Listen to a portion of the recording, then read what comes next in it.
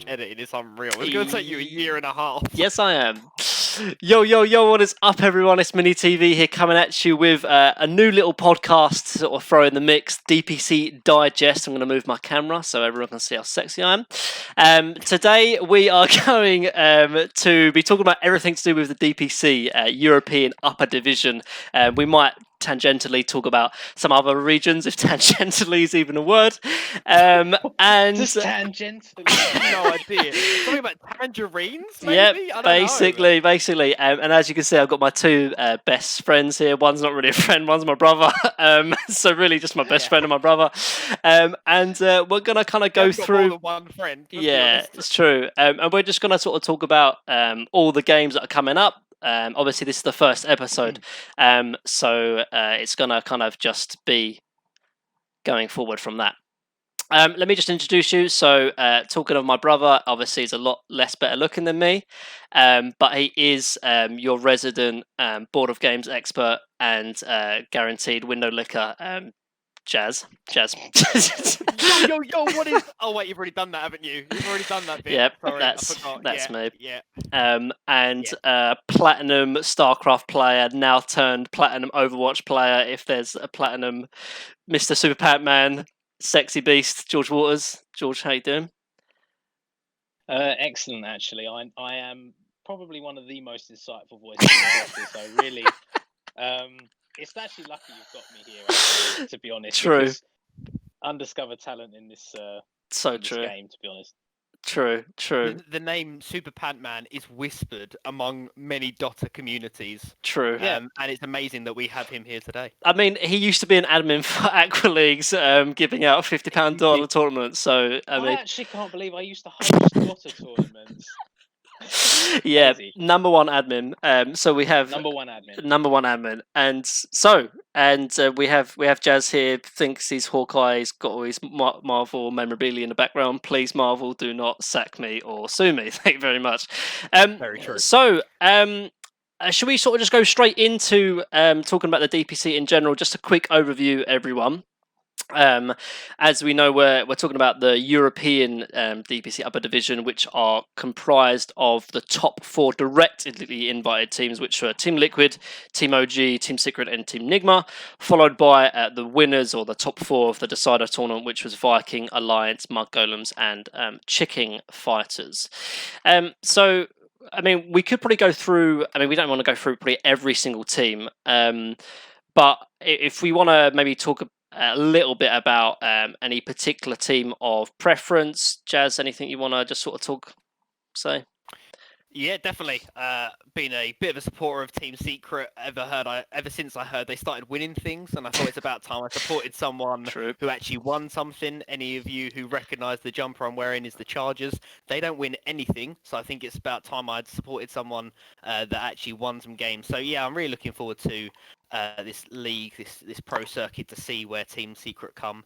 They seem to have many times where they're doing awesome, one of the top of the league teams, and then they don't seem to ever win a TI or anything too big like that. So I'm looking forward to seeing what plans Poppy has. Yeah, some different things. Yeah, I mean, I think that's definitely. I'm wondering if that's the conversation to have, in the future, about whether this league structure, will benefit a team like Secret, because obviously it's consistent games, but in comparison to some of the other tournaments that were leading up to TIs in the previous years, normally there was always like a big cramming of games in a tournament. Whereas now it's like literally one game or one series a week, so there's a lot of chance of preparation. But we'll get into that later. George, any teams that stand out for you? Just want to quickly go over anything. Any team that from Europe might be a good thing. I was when I was following it. It would have been what TI are we at now?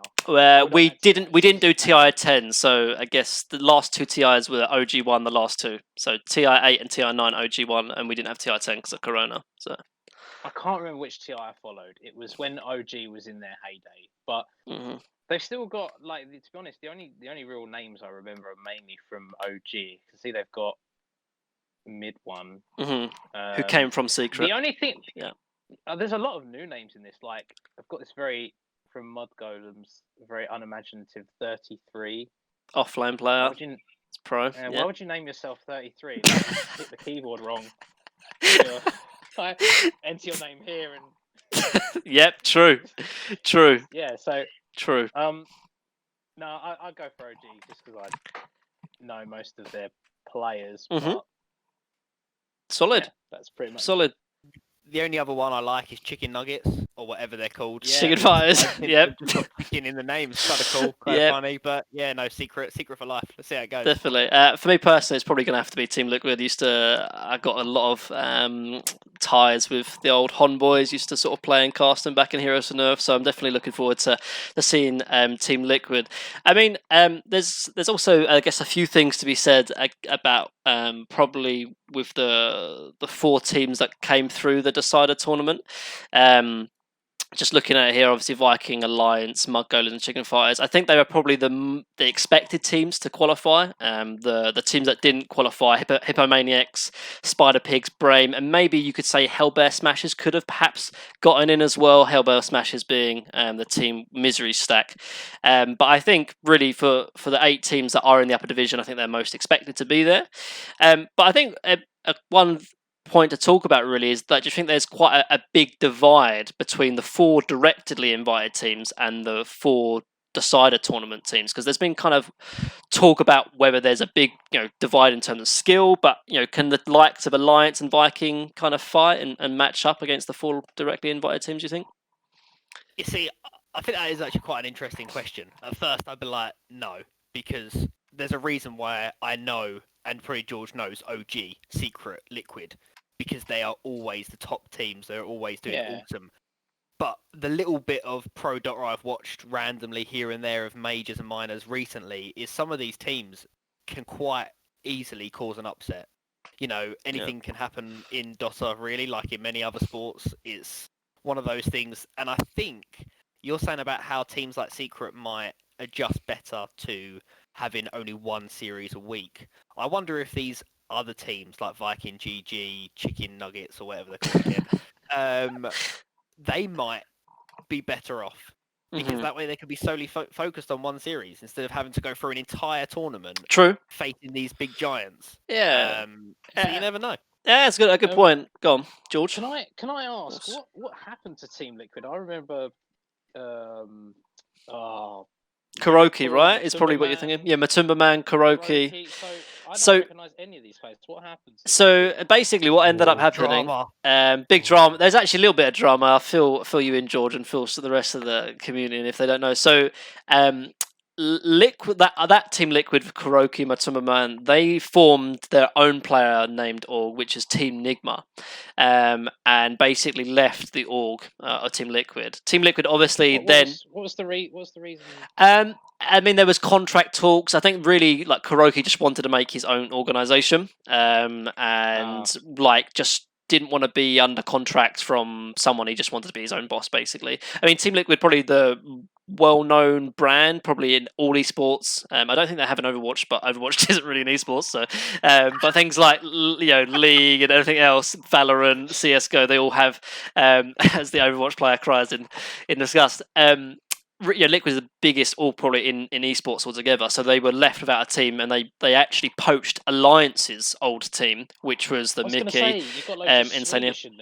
Yeah, so they poached Alliance's squad, and then Alliance obviously had to rebuild, and then they rebuilt around S4, who was taking a break at the time being. So everyone's kind of shuffled around, but yeah, the old Liquid are now Nigma, and the new Liquid are now this kind of up-and-coming team of the old Hon boys, which is actually quite a funny story, really, because a lot of up-and-coming sort of Dota teams, originally Fnatic with No Tau and all this lot, were from Hon. Then you had the likes of Kyle and Swindle Melons and stuff, and then now with Insania and stuff with the Team Liquid boys. But yeah, that's to fill you in of what's happened to Liquid. And I don't recognise any of these players, so they must be relatively new. They are relatively new, yeah.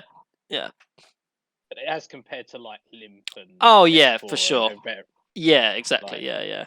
But they're doing very well. They're being coached by Blitz, which used to actually be like a really highly rated and qualified coach. It took Liquid the TI7's TI run as well. So they've got like some good roots, and they've got a lot of kind of promising up and coming talent as well. So it'll be interesting to sort of see what's going to be happening with them. But I think we should probably have a talk about some of the week's games that are coming up, actually. So obviously this is Monday as of recording, and we just had actually the lower division game between Spider Pigs and Creepwave, which Creepwave won 2-1. But again, focusing on the upper division here.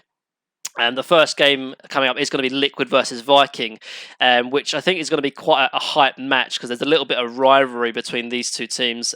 Just on the rumour mill, Viking, when they were having a really strong last, say, 6 months, again up and coming, I guess, as well, were kind of winning a lot of tournaments and refused to scrim Team Liquid because they thought Team Liquid were, in other words, just trash, basically. So I know there's a bit of rivalry between them two. Then we have Secret's first game against Mud Golems. I think it's going to be a really interesting series as well. Mud Golems, although they did replace 1 or 2 players, did actually beat Secret in the last tournament, which I think was the BTS Summit. Then they have Alliance versus Nigma, and then Chicken Fighters versus OG, as well as Liquid playing again, which is going to be Liquid versus Nigma, the first team playing twice in the series. So, yeah, I mean, we talked a little bit about favorite teams and stuff, but Secret, Mud Golems, you would think that'd be an easy game for Secret, but Secret have taken quite a long break in the meantime. I don't know what you think about that, Jez, but yeah, I always think Team Secret are unbeatable, and I always think they are the best team in Dota until they get beaten, and then I'm like, they do have weaknesses, they do have problems sometimes.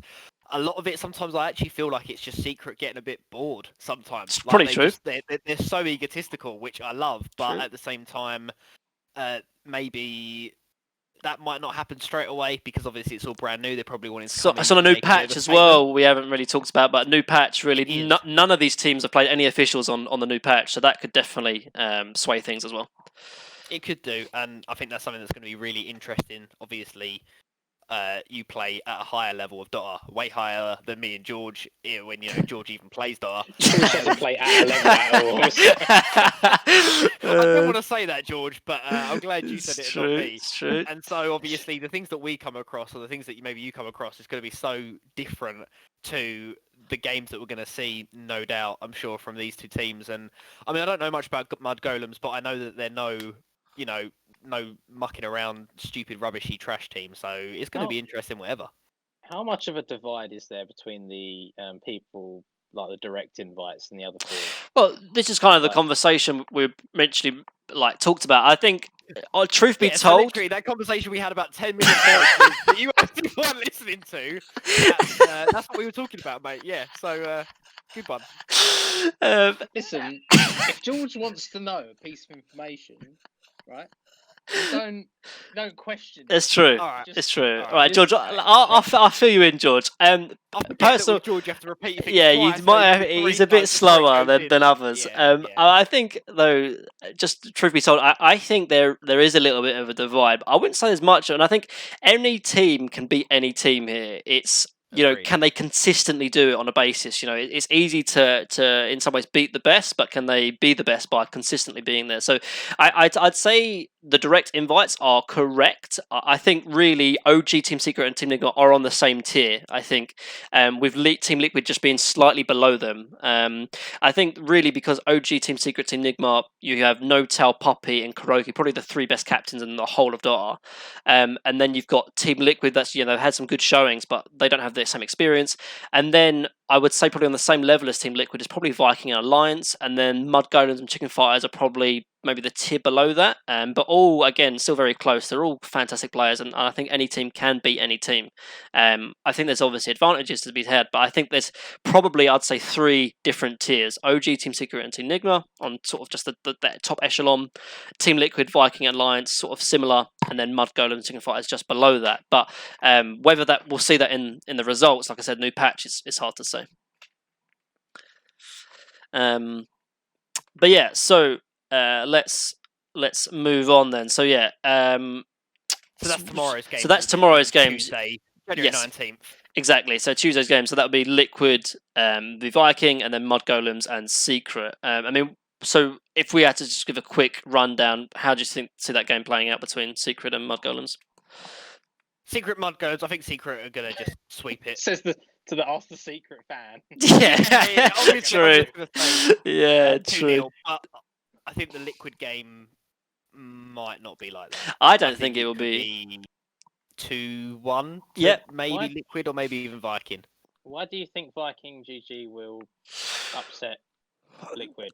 I think they're actually very equally paired teams, and I know the thing about Liquid as well. I think they're a very streaky team, and I think that's quite common with lesser experienced teams in the sense that they can play, unbelievably good Dota, but they can also play kind of average and poor Dota, and it depends what kind of form they're in. If they're in, their top form, I think they'll beat anyone. They could even win the whole tournament. I really do believe that. But that's where I think over 7 weeks of games, are they going to be able to be consistently doing that? I'm not so sure. So I think this game will probably be my mostly interested one to watch just in tomorrow's games, because I think I do agree with Jazz. I think Secret have to be favoured of Mad Golems, but between Liquid and Viking, I'm not so sure. I think Liquid probably are slight favourites, but I could see it going either way, to be honest. Yeah. No, I agree. And then obviously games after that, Alliance, Nigma, and then I think that's on the Wednesday, and then Chicken Fighters, Liquid on the Sunday is how the games are going to be playing out. No, Saturday actually, not Sunday, I believe. So that'll be interesting to sort of see how we roll ahead with that. I think Alliance, Nigma, again, a really interesting series, and then Liquid and Nigma are very interesting. I think Chicken Fighters OG probably should be coming out ahead with that. But again, I think OG, the last few tournaments they've had, probably I'd say less than ideal placements. I think it's hard to really get the right expectations for OG, in the sense that they've won the last 2 TIs, right, best team in the world, but they had they swapped around with the draft and the roster, and now it's hard to sort of gauge what they are. Say about OG's roster, is this exactly the TI team minus mid one? No, so they're winners, man. They win. They are winners, George. That's true, but they do have a slightly. They do have a slightly different roster, in the sense that Ana and Jerax both just retired from Dota completely. Jerax completely retired. Cool. Ana might come back, but he's a little bit on the fence. Like when TI comes around, he'll come play Dota, get his $10 million and then bugger off again, basically. Because when play IO carry, yeah. So obviously they got mid one in from originally Team Secret to play carry, and they got Saxa to play for Jarax, who was TI 6 grand finalist with Digital Chaos. Again, great fantastic players, but the unity is yet to be shown and yet to be truly top tier. So, so let's just quickly go over the match allocation then, and who's going to be watching what game. So then when we come around to next week, we have things to talk about. So I guess Jazz will be... So Jazz, you'll be taking what game? Secret versus Mud Golems. Okay. First off. Sounds good. George, what game you're catching this week? Well, as I work pretty much every second of every day. Yeah, mm-hmm. I'm going to have to... So hold on, what time is OG? It's Saturday. 6 p.m. No, it's not 4. I think it's 5 to 5. 5 to 5. Yeah, 4:55. I probably won't be working Saturday, so I can probably make that game. So yeah, I'll watch OG and Chicken Fighters, whatever they are. Yeah. Chicken Nuggets. Chicken Chicken Nuggies. Get your nuggies in. Get the chicken nuggies. Team KFC. Team KFC. We're also looking for a sponsor, so if KFC you're looking to sponsor a podcast, we're here. And then, I'll probably be watching every single game, to be honest. Because finger licking good Dota. Exactly. But I definitely have focus on the Liquid games. This is the team that's actually playing twice this week. And then I think... so Enigma. Yeah, so Enigma, actually, you're right. So Enigma and Liquid are playing twice, and then next week OG and Mud Golems are playing twice the week after. But yeah, so I'll be watching the Liquid Viking and then the Liquid Enigma. I think, to me personally, I think the most interesting series actually will be the Liquid Enigma game on that Saturday, because I think Enigma generally have the advantage going in, but Liquid would have already played one official during the week, which I think gives them a slight advantage, seeing as that they haven't played Enigma. So I think that will be the series of the week altogether. I'm really looking forward to sort of see how that goes. So I mean, this sort of segment of the podcast might seem a little bit redundant, but this is the part where we want to talk about hero of the week. Obviously, we haven't seen any heroes, we haven't seen any Dota from the European division because of the new patch. So, but any heroes you think that were going to be standout of this week coming up? Yeah, definitely. Lion. I knew he was going to say Lion. George, I'm asking a hero of the week, not your favourite hero. I just mean hero of the week. So hero of every week. Still Lion. Perfect. Jazz. What's the new meta, George, with Lion? Is it max mana drain straight away still? Is that obviously? Yeah. I mean, Lion got the new Ag Shard. Now, if you get Ag Shard, it reduces their attack speed and you can see through Invis. So mana drain even better now. If you take their mana, what are they going to do? Exactly. That's some forehead strats right there. Forehead strats. Forehead strats. Jazz, hero of the week. Yeah, no, definitely. Not only is it one of my favourite heroes, but I actually think it's a very interesting hero, which is actually Chaos Knight at the moment. True. I think it's someone that can be played carry, can be obviously off lane. That's where I've been playing it, but I know it hasn't had the greatest success in off lane sometimes. Yeah, stream. I think the top 8 offlane heroes, and it's not one. Yeah, no, I'd agree. I think there's if you wanted to see if there's most likely going to be a game of Chaos Knight, I actually think it's going to be between Mud Golems and Secret. Funny enough, actually, because 33 is probably the most notable Chaos Knight player. So if we see it, it might be from 33, just because I know how much he likes that hero a lot. But yeah, be interesting. For me personally, I think it's probably tied between Puck or Nyx, maybe Lycan as well. I mean, whether they're going to get instantly first round banned or they're going to be let through, I think we're going to see a lot of Nyx, a lot of Puck. Probably you might see them on alternate teams because Nyx probably has a higher. It's hard to say really because like Nyx counters Puck quite well, but they're both such fantastic heroes. Really strong win rates at the moment, and I expect them to go through or at least be banned out. Lycan as well. Thing about Lycan though is that if you first round first phase of Lycan, you can get bristlebacked or tide hunted, countered. So if it goes through unbanned in the second phase, it will almost 100% get picked up, but it might not even go through there. So so we'll have to sort of see. What hero do you think will not be picked? Techies, probably. It's probably the easiest. Yeah, Pudge. Yeah, George. Hero we won't see at all this week. What's your guess? Reinhardt. Reinhardt, George. Chaos Knight, because Jazz suggested. Smart decision. Quite frankly, I don't like him. So. Okay, fair enough. Yeah. So next part of the podcast, we're talk about like gossip of the week. There hasn't been too much gossip really. The only thing I can really think of is probably this upcoming match between Liquid and Viking. There's some small beef between those two teams because Viking thinking they're a lot better than Liquid, that they don't want to even scrim against them in times before. There's some podcast that Insania was on talking about it, so that'd be interesting, some kind of rivalry between there. So other than that, we'll just quickly go over to the viewer questions that we've come in. This one from Fred101, and it says, is there any advantage to playing earlier in the day or in the week? What do you think about that? Is there any? I'll let Jazz answer this one second. Other than personally, like, I seem to always lose when I play later and later in the evening, and I think that's more just personally because I'm not playing properly. I'm not awake. Yeah. But whether or not the time zone makes any difference, people say that actually the later you play is better, isn't it? Because if you play like 12 a.m., like 12 o'clock at night, 1 a.m. Well, I mean, it's going to be, they're obviously all going to be European time. It's all going to be kind of, I think the latest game will go on and will be like 10 o'clock at night, something like that. But I don't know about you, George, if you've got an opinion on this, like, so maybe not necessarily play early in the day, but maybe playing later in the week, right? So so let's take, for example, Liquid Enigma. They're the last game of the first round, we say, or first week. They first of all, they would have already played once in the phase, but they also would have been able to watch every single game, so they can kind of get a quick understanding of the meta, what heroes are good, what needs to be banned, yada yada yada. Do you think that has any effect? So you mean from the professional game? Yeah, from the professional game.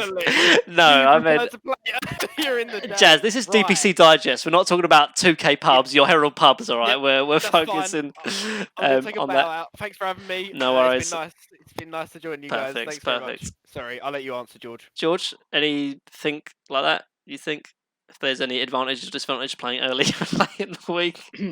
You're surprisingly too close to it. So what, is there an advantage if you play later on in the week to see people's strats and all that? Exactly, yeah. No, because then you get some noob on your team that doesn't heal you at the right time. It's just all mucked up, isn't it? So, yeah. Perfect. Why did I even ask this question? Next one then. You, Jake. Well, I mean, like I said, I briefly mentioned it. I think there's a slight advantage, I say, with playing later in the week. Obviously, you're most likely not. You're going to be playing someone different anyway, so you won't be able to really get game time or kind of watch some feed, shall we say, of the team playing up. However, in this case, we will, because Nigma will have Liquid's game against Viking to watch, and then Liquid will have Alliance versus Nigma's game to watch as well. So there will be some kind of looking into it. And because there's a new patch straight after, I think playing later in the week is better, because you can have a more of a because the meta can change literally in a matter of days. And with the week going along, I think it could have an impact. But we'll have to wait and see for sure. I think Liquid are just looking at it. I think they've got quite an unfortunate first couple of weeks, if not first 3 weeks. Not only are they playing the first two games in the first week, they've then got the earliest game on week 2 as well. So after just playing two series in a week, the last game on January 23rd, and then they've got the first game January 26th. Yeah. You know, a lot of the time in the NFL, they talk about if you've had a late game Monday, if you've had the Monday night football game, and then you end up having the Thursday night football game or an early Sunday game, it really does reduce the amount of time you have to prepare for the next series. So it definitely, I think, will make a difference. And that's such a quite a good transition as well. So I'll just cut you off, George. But on to the next question, actually, which was, have we got any thoughts on how it's really going to be only 1 week a series for a team? Obviously, it's going to be 7 matches over 6 weeks. So some teams, in this case, Liquid and Enigma, are going to have to play twice in the week. But I mean, do you think that's too little, too much? I mean, normally we're seeing teams play maybe 3, 5, even say 7 officials in a week. Now they're only playing 1 official match. Best of 3, of course, but it's still one a week, really, for the most, on average. I think that's too few. I think you should be playing more than that a week, like every day, pretty much. I think personally. Yeah, I mean, obviously they'll be playing pubs, obviously, so they'll be playing every day. But in terms of officials, they won't be. And not only that, but Valve have kind of almost made sure that there won't be any third-party tournaments either. So it's really, for the next few months, it's really going to be for these top teams 1 official every week. Yeah, see, I actually disagree. Sorry, George, to disagree with you. I actually think it's going to be better for them, because these are Dota players. They're not going to stop playing Dota and play once or twice a week and then that's it. I'm sorry, George, to upset you. I know you're highly... You think you understand about Dota, Jazz? You think you understand, but you just don't know You're right. anything. I'm sorry. I'm talking to an admin of Aqua Leagues here. Yeah. My word. Personally, I just think mentally they're going to be able to prepare better. I think they're not going to be so emotionally drained. You know what it's like in the TI and some of the bigger tournaments when literally they're playing all day. And Dota, when you're playing at this high level, I can only imagine is intense mentally for you. And so I think we're going to see some really good games of Dota. I think so. Yeah, that's a good point, really. And it's something we haven't really seen before either. There's never been this much time in between, so it's going to be a good experience and almost good experiment. To sort of see what's going to happen, because normally there's been like such a high intensity and high frequency in a very small period of time, but now it's going to be stretched over. But there's going to be a lot of chance for experimentation, I think, because teams are going to have more time to prepare, more time to draft. And I think an interesting point as well that we haven't mentioned is that I think teams such as OG that are very experimental, that have quite a large playbook, might have a chance to get out and do what they want, whereas teams perhaps like Enigma that are very set in their ways and play the same way. It'd be interesting to sort of see that dynamic play out. Who does having a large playbook be important if there's only a small amount of games? But we'll have to see, and we'll have to end it there because it is coming up to too long. But any closing final thoughts, George or Jazz? I have a closing final question. Oh, actually. Question. Right, it was actually a trivial fact question. I hope you know the answers because I do. So you get multiple choice because it's way too difficult. Got for it. You to Thank you. answer. Sure. Who is the highest earning Dota player Of all time? of all time? No tell. Well, I was actually going to give you 3 guesses. Perfect. Well. Thanks, George. Thanks for that. Jazz, final thoughts. Follow me on Board of Games. Perfect. Everywhere. YouTube, Twitter. Yeah, guys. Instagram. He only has 5 subscribers, so he needs my 5 subscribers. I wish I had 5 subscribers. Yeah, Board of Games UK or _UK. Doesn't even know. Yeah, you can see me talking about board games. Perfect. Board games. So, right, yeah. Thank you to my lovely analysts. That really, I shouldn't even be called them analysts. I have no idea what they're talking about. High level friends. This has been episode 1, and it's been an absolute disaster. But I hope you've enjoyed it. DPC Digest signing out. Hope to see you next week, same time, Monday, 9 PM. See you later, guys. Peace. Bye.